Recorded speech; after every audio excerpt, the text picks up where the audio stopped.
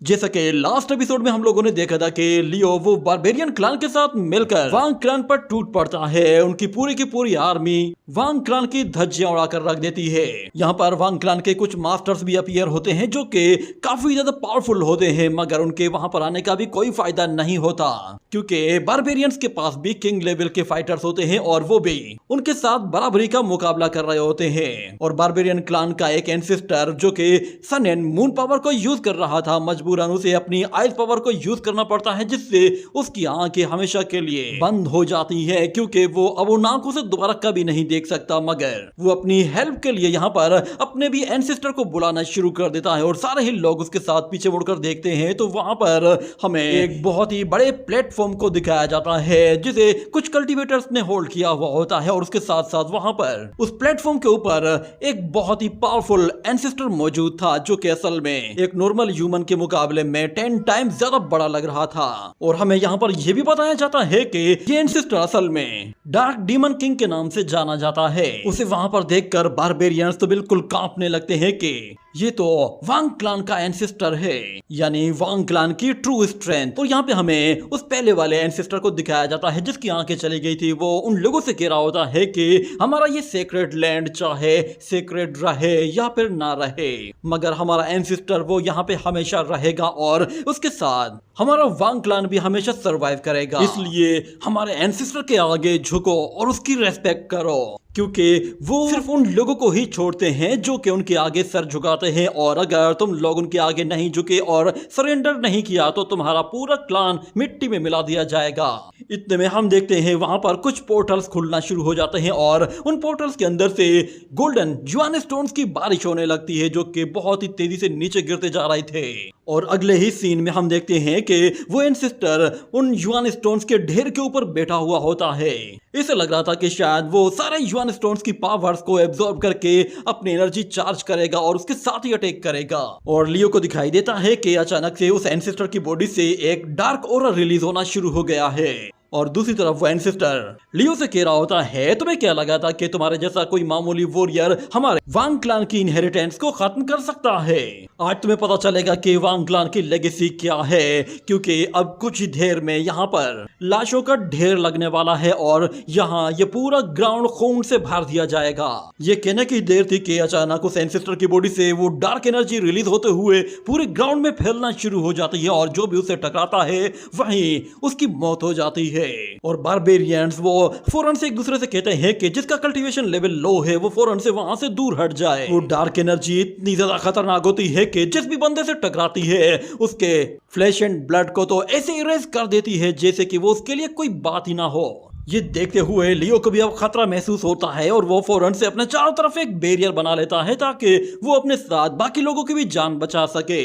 और वो सब लोगों से कहता है जितना हो सके उस ब्लैक स्मोक से दूर रहो, वो काफी ज्यादा खतरनाक है। मगर इतने में अचानक हमें वहां पर एक अजीब सी एनर्जी दिखाई देती है जो कि उस ब्लैक स्मोक को डिस्ट्रॉय करना शुरू कर देती है और साथ में एक जोरदार एनर्जी बीम उस एंसेस्टर के गर्दन की आर पार निकल जाती है जिससे उसकी गर्दन बीच में से कट जाती है, मगर वो अब भी बिल्कुल ठीक ठाक खड़ा हुआ था। और लियो अपना वो बैरियर हटा देता है क्योंकि वो स्मोक वहां से खत्म हो गई थी। और हमें आते हुए दिखाया जाता है यहाँ पर एक और वॉरियर को जो कि अपने उस ग्रीन ड्रैगन के साथ फौरन से उस मैदान में आ पहुंचता है और उसे देखते ही बारबेरियंस पहचान जाते हैं। मगर साथ में हमें उस एंसेस्टर को दिखाया जाता है जिसके गले पर वो एनर्जी बीम चलाई गई थी, उसका सर अब धड़ से नीचे गिरता है।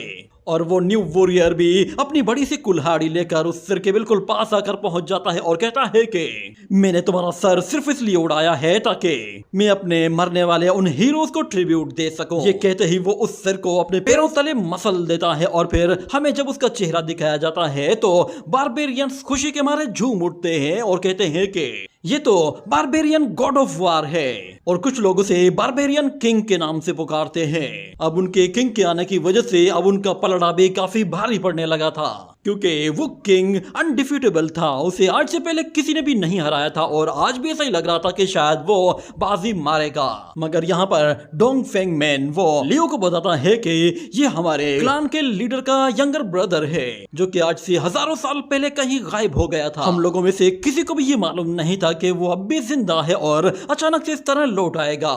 लगता है हेवन हमारे साथ है। आज तो बारबेरियन क्लान को 4 चांद लगने वाले हैं। वो सब लोग अपने किंग का वहां पर इस्तकबाल करते हैं और उसके लिए जोश से नारे लगाना शुरू कर देते हैं। मगर हमें फिर उस बारबेरियन किंग को दिखाया जाता है, वो उस वांग क्लान के एंसेस्टर को देख रहा होता है और कहता है कि वो डार्क डीमन किंग अवेकिन होने वाला है। यही वजह है कि मुझे भी यहाँ पर आना पड़ा। और वो अपने सारे ही बारबेरियन से कहता है कि क्योंकि तुम लोगों ने अब काउंटर स्ट्राइक करने का फैसला कर ही लिया है, तो फिर अब हम लोग बिल्कुल भी पीछे नहीं हटने वाले। अब चाहे वांग क्लान को बचाने के लिए यहाँ पर गॉड से क्यों ना आ जाए, हम उन्हें खत्म कर देंगे। मगर यहाँ पर अचानक वांग क्लान का वो एंसेस्टर कहता है, तो फाइनली अब ये बात लाइफ एंड डेथ तक आ ही गई है। इतना कहते ही जैसे ही वो अपनी आंखें खोलता है तो एक अजीब सा ऑरा पूरे ग्राउंड में फैल जाता है और आसपास का माहौल पूरी तरह से चेंज होने लगता है, जिस पर वो सारे ही लोग परेशान हो जाते हैं कि आखिर यहाँ पे चल क्या रहा है, ये इसने क्या किया है। मगर हमें यहाँ पर वांग क्लान के एक और मास्टर को दिखाया जाता है। वो उस डार्क डीमन किंग के बारे में कह रहा होता है कि मैं इसे अच्छी तरह से जानता हूँ, इसका लाइफ फोर्स पूरी तरह से खत्म हो गया था, इसे तकरीबन 4000 साल पहले ही मर जाना चाहिए था, मगर लगता है ये अब तक जिंदा है और किसी वजह से इसने अपने आप को जिंदा रखा हुआ है। ये जानकर लियो को भी काफी झटका सा लगता है कि कोई बंदा 4000 साल से सरवाइव कर रहा है। इसका मतलब ये है कि वांग क्लान वाकई में काफी पावरफुल होगा। और यहाँ पर वो एंसेस्टर अब पहली मर्तबा कुछ बोलना शुरू करता है और वो पहले ही बारबेरियंस का नाम लेता है और कहता है कि बारबेरियंस की जब भी किसी के साथ लड़ाई हुई है तो इमोर्टल्स हमेशा बारबेरियंस के अगेंस्ट ही खड़े हुए हैं। इसलिए आज तुम सब बारबेरियंस को मारना मेरे लिए कोई बड़ा मसला नहीं होगा, उल्टा मुझे तुम लोगों को मारने में बहुत मजा आएगा। ये कहते हुए वो वहां पर 3 बड़े बड़े पोर्टल्स क्रिएट करता है, जिनके अंदर से बड़ी बड़ी सोर्ड्स बाहर निकल आती हैं और वो सोर्ड्स अपने साथ बहुत ही जोरदार स्ट्रॉन्ग प्रेशर के साथ आ रही होती हैं। मगर वांग क्लान का वो किंग भी कोई कच्चा खिलाड़ी नहीं होता। वो अपनी उस बड़ी सी कुल्हाड़ी के साथ एक ही बार में तीनों के तीनों सोर्ड्स को डिस्ट्रॉय कर देता है। और फिर वो किंग उस डार्क डीमन किंग से कहता है कि अगर तुम वाकई में एक सेज होते तो हम कभी भी तुम्हारे अगेंस्ट लड़ाई नहीं लड़ते और वहां से चले जाते, मगर तुम कोई सेज नहीं हो। तुमने सिर्फ और सिर्फ डिवाइन सोर्स ऑफ एनर्जी की वजह से अपने आप को सप्रेस किया हुआ है कि तुम अपने लाइफ स्पेन को ज्यादा से ज्यादा बढ़ा सको और ज्यादा लंबी जिंदगी जियो, जबकि पिछले 1500 सालों से तुम्हारी जिंदगी बिल्कुल खत्म होती जा रही थी। मगर अब वक्त आ गया है कि तुम्हें हमेशा के लिए इस दुनिया से रुखसत किया जाए। उम्मीद है कि तुम्हारी नेक्स्ट लाइफ अच्छी होगी। ये कहने के साथ वो अपनी वो बड़ी कुल्हाड़ी लेकर सीधा उसके ऊपर दे मारता है, मगर वो डार्क डीमन किंग तो बहुत ही आसानी से उसे होल्ड कर लेता है और फिर कहता है कि बेवकूफ, चलो मैं देखना चाहता हूँ कि तुम बारबेरियंस के किंग के लाने के लायक हो या नहीं। ये कहते ही वो फौरन से एक फॉर्मेशन क्रिएट करता है और अपनी एनर्जी प्रेशर के जरिए बहुत ही आसानी से उस बारबेरियन किंग को पीछे धकेल देता है और उस फॉर्मेशन से फिर सोर्ड्स की बारिश होने लगती है, जो कि हर जगह गिरने शुरू होती है। तो सारे लोग वहां से फौरन से पीछे की तरफ हट जाते हैं। ये देखते ही बारबेरियन किंग दोबारा से पलट कर आता है और इस मर्तबा वो अपनी कुल्हाड़ी से बहुत ज्यादा एनर्जी चार्ज करके आता है और जैसे ही उस पर कुल्हाड़ी दे मारता है तो वो एंसेस्टर फिर से अपने सामने एक बैरियर बना लेता है। मगर वो किंग उससे कह रहा होता है कि मेरा ब्लड वो बिल्कुल तुम्हारे ब्लड की ही तरह है, तो फिर तुम सेज कैसे हो सकते हो? मुझे पूरा यकीन है कि तुम्हारा एंड वो बहुत ही बुरा होने वाला है। मगर वो डार्क डीमन कहता है कि मेरी एज में अब तक कोई भी शख्स जिंदा नहीं रहा, अब इस दुनिया में कोई भी सेज भी बाकी नहीं। अगर मैं चाहूं तो मैं अकेला ही इस पूरी दुनिया पर राज कर सकता हूं, क्योंकि मैं अकेला ही सबसे ज्यादा ताकतवर हूं। जहां तक बात तुम्हारी है तो तुमने अभी बहुत लंबा सफर तय करना है। ये कहते हुए फिर से डीमन उस बारबेरियन किंग को अपने आप से दूर उछाल फेंकता है और फिर उसके ऊपर बड़े बड़े आग के गोलों की बारिश कर देता है।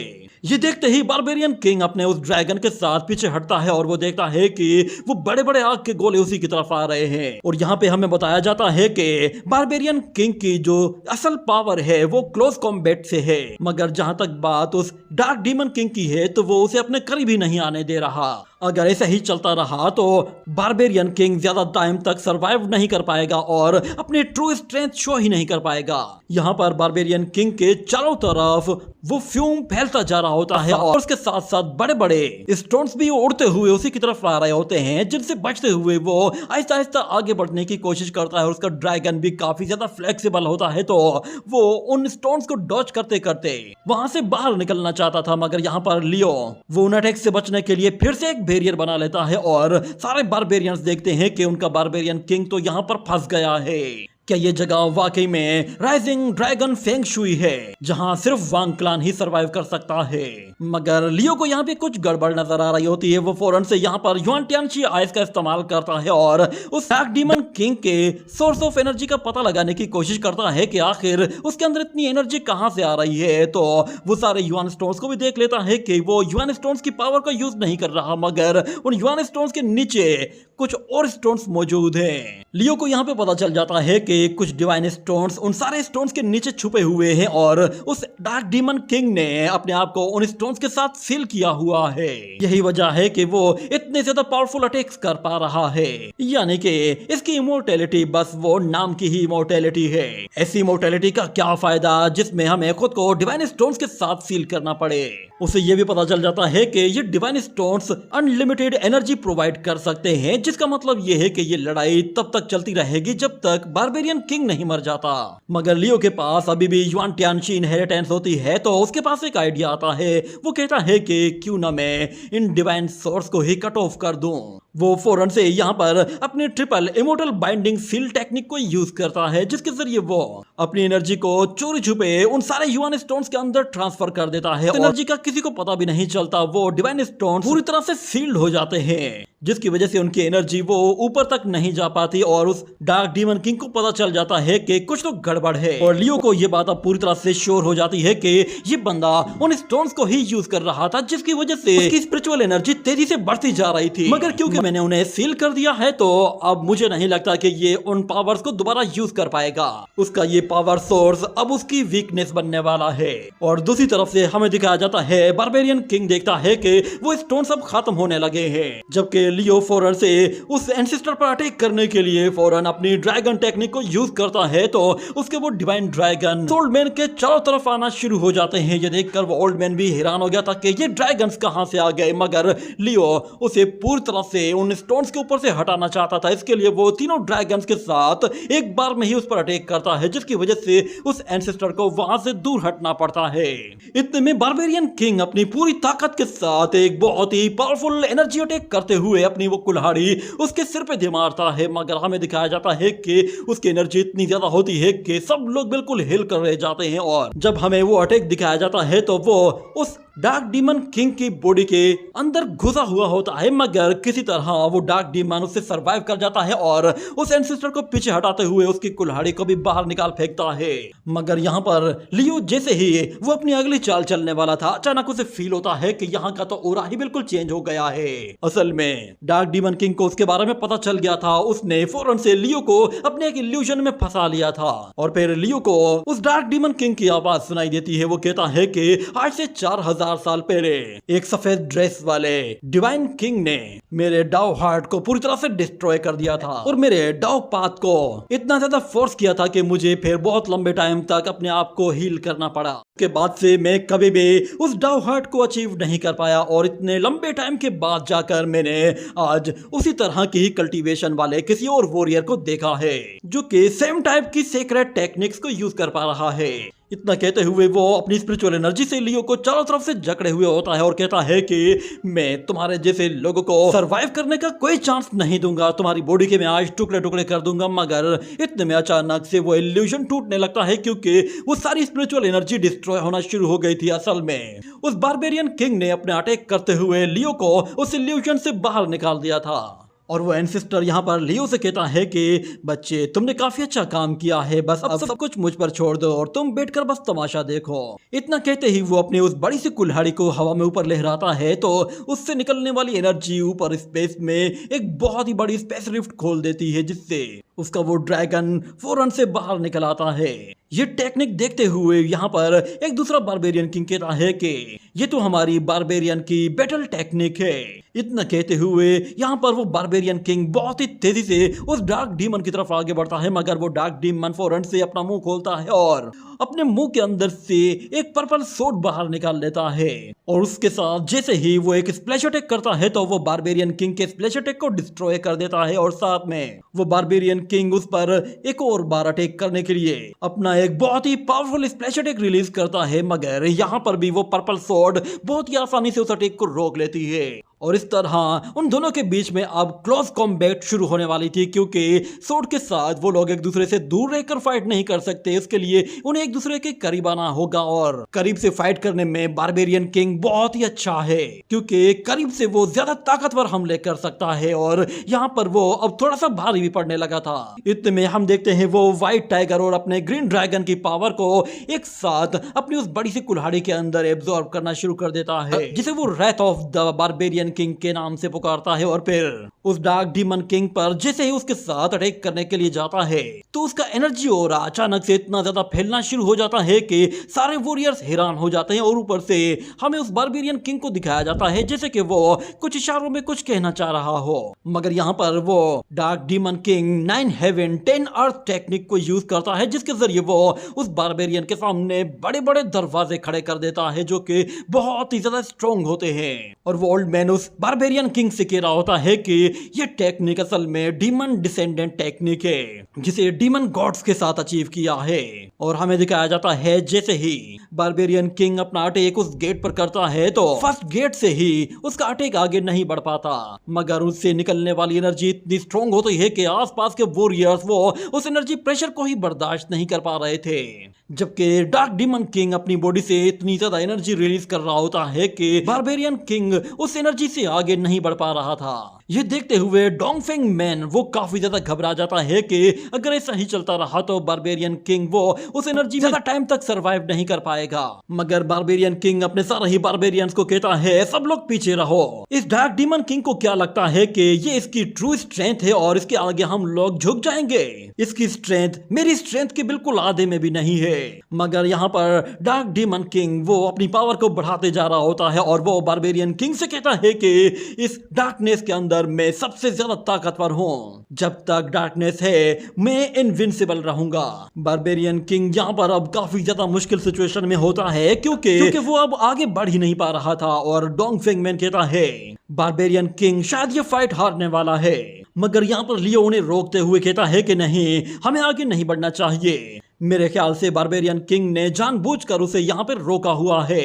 हमारे पास यही एक चांस है, हम लोग फौरन से वांग क्लान के मेन हॉल में घुस जाते हैं और सारे ही वांग मेंबर्स को खत्म कर देते हैं। जब यहाँ पर वांग फैमिली का कोई भी मेंबर जिंदा नहीं रहेगा तो ये डार्क डीमन किंग किसे बचाएगा।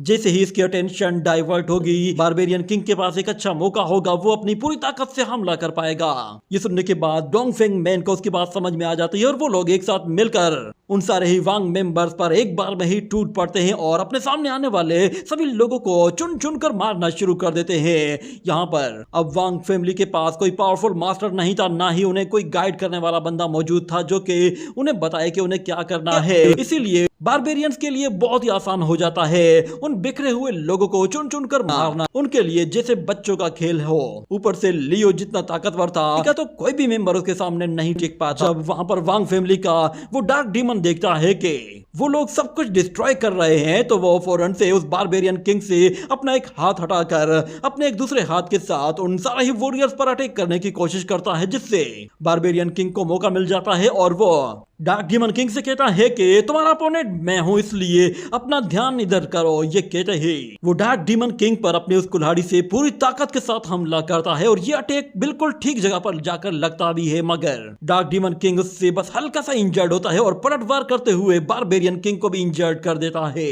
ये देखने के बाद यहाँ पर वांग फैमिली का एक वॉरियर वो घुटनों के बल बैठे हुए कहता है कि एंसेस्टर प्लीज अपनी सबसे पावरफुल टेक्निक यूज कीजिए वरना हम सब के सब खत्म हो जाएंगे। इतना कहते ही लियो उसे वहीं पर ही खत्म कर देता है और लियो सब लोगों से कहता है आगे बढ़ो और सबको खत्म कर दो। मगर एंसेस्टर वांग वो सब लोगों से कहता है अगर ऐसा ही है तो फिर मैं तुम लोगों को दिखाता हूँ कि मेरी ट्रू पावर क्या है। तुम वो पहले लोग बनोगे जो कि वांग फैमिली की ट्रू पावर को देखोगे, मगर ये पावर देखने के बाद तुम लोग जिंदा नहीं बचोगे। ये कहने के साथ वो जैसे ही अपनी बॉडी से एनर्जी रिलीज करता है तो वो एनर्जी इतनी ज्यादा खतरनाक होती है कि उस एनर्जी के रिलीज होते ही बारबेरियंस वो सारे के सारे अपने आप ही हवा में ऊपर आ जाते हैं और अपने आप को कंट्रोल भी नहीं कर पा रहे थे। उनके साथ स्पिरिचुअल एनर्जी ऑरा वो भी हवा में ऊपर लहराने लगा था। ये देखते ही बारबेरियन मास्टर कहता है कि सब लोग फौरन से पीछे हट जाओ। वहां मौजूद सब लोग फौरन से वहां से पीछे हट जाते हैं और वो मास्टर कहता है कि ये पोलर इमोर्टल लाइट है। जिसके बाद वो लोग वहां से दूर हट जाते हैं और लियो को बताया जाता है कि इस टेक्निक को सिर्फ ऐसा बंदा यूज कर सकता है जो कि हजारों सालों में एक बार ही पैदा होता है, क्योंकि ये टेक्निक हमारी प्रिमोडियल स्पिरिट के साथ अटैच हो जाती है और हमें इमोर्टल बना देती है। और इसी को ही northern pole light of immortality कहा जाता है। मगर हमें दिखाया जाता है उस डीमन की एनर्जी की वजह से वहां पर काफी ज्यादा प्रेशर बढ़ता जा रहा होता है और वो लोग ये बात भी समझ गए थे कि इस अटैक को यूज करने के लिए वो डार्क डीमन किंग अपनी पूरी लाइफ फोर्स को यूज कर रहा है। यानी कि एक अटैक करके वो अपने आप को तो खत्म कर ही देगा मगर अपने साथ साथ सभी लोगों को भी ले डूबेगा। मतलब ये कि अब सिर्फ आर या पार का ही खेल होगा। जबकि वो डार्क डीमन किंग कहता है भले ही मेरी डाउन बॉडी वो पूरी तरह से डिस्ट्रॉय हो जाए, भले ही मैं यहाँ पर मारा जाऊं, मगर मैं तुम लोगों को अपने साथ ले जाऊंगा। यहाँ पर बारबेरियन किंग वो भी काफी सरप्राइज होता है और कहता है मैंने सोचा भी नहीं था कि बारबेरियन क्लान की ट्रू स्ट्रेंथ वो नॉर्दर्न पोल इमोर्टैलिटी लाइट होगी, मगर हमारी ट्रू स्ट्रेंथ वो हमारे अंदर मौजूद है, क्योंकि हमारा ब्लड ही हमारी ट्रू स्ट्रेंथ है। ये कहने के बाद वो सारे ही लोगों से कहता है कि फौरन से अपनी ब्लड पावर मुझे दो, मैं अपने वेपन के साथ इस पर अपना फाइनल अटैक करूंगा। ये कहने के बाद सारे ही बारबेरियंस अपने हाथों पर कट लगाते हैं और अपनी ब्लड पावर फौरन से अपने किंग को ट्रांसफर करना शुरू कर देते हैं और उसका वो किंग सारी ब्लड पावर को अपनी उस बड़ी सी कुल्हाड़ी के अंदर एब्जॉर्ब करना शुरू कर देता है, जिससे उसकी वो कुल्हाड़ी एक सेक्रेट वेपन में अपग्रेड होना शुरू हो जाती है। और जैसे जैसे वो एनर्जी उसमें चार्ज होती है तो वो बारबेरियन किंग कहता है कि ये टेक्निक हमारे एंसेस्टर्स ने हमें सिखाई है और इसके जरिए हम अपने दुश्मनों को डिस्ट्रॉय करते हैं। मगर दूसरी तरफ से वो ओल्ड मैन वांग कह रहा होता है कि आज दुनिया को देखने दो कि यहाँ पर किसका खून बहता है। तुम्हारे खून से ही इस पूरे ग्राउंड को धोया जाएगा, जिसके बाद हमारा वांग क्लान अपनी लेगेसी को और भी ज्यादा ऊंचाइयों तक ले जाएगा। मगर यहाँ पर लियो भी लीटियान और यान से कहता है कि चलो अपनी पूरी पावर मेरी बॉडी में ट्रांसफर करना शुरू कर दो। ये कहने के बाद वो तीनों ही एक साथ ऊपर आते हैं और यान और लीटियान दोनों ही अपने उस फर्नेस को बाहर निकालते हैं और अपनी एनर्जी एक जगह कंबाइन करना शुरू कर देते हैं। ऐसा लग रहा था कि लियो को यहाँ पे थोड़ा सा आइडिया हो गया था कि यहाँ वो किस तरह अटैक कर सकता है। और दूसरी तरफ हमें दिखाया जाता है जैसे ही वो डार्क डीमन किंग वांग अपने पोलर लाइट से अटैक करता है तो यहाँ पर बारबेरियन किंग भी अपनी पूरी ताकत से उस पर हमला कर रहा होता है, जबकि डार्क डीमन किंग एक के बाद एक क्रॉस स्लैश अटैक करना शुरू कर देता है और कहता है तुम लोग खुद मरने के लिए यहाँ पे आए थे। ये कहने के साथ ही ये एपिसोड यहीं पे ही एंड हो जाता है।